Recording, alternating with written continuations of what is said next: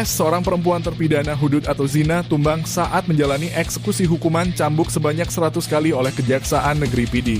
PS dicambuk bersama 7 terpidana jarimah zina lainnya dan 2 terpidana judi online atau maisir. Saat menjalani eksekusi cambuk, terpidana PS tampak merintih kesakitan hingga sabetan ke-14 terpaksa diturunkan dari panggung untuk mendapatkan perawatan dari tim medis.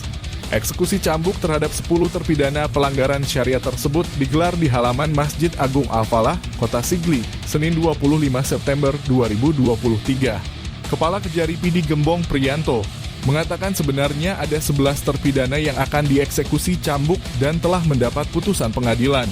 Namun satu terpidana jarimah zina berinisial NM ditunda eksekusi karena baru melahirkan.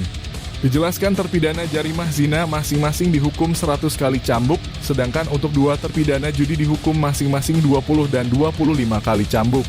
Gembong Priyanto menyebutkan, hukuman cambuk di depan umum ini juga sebagai efek jera.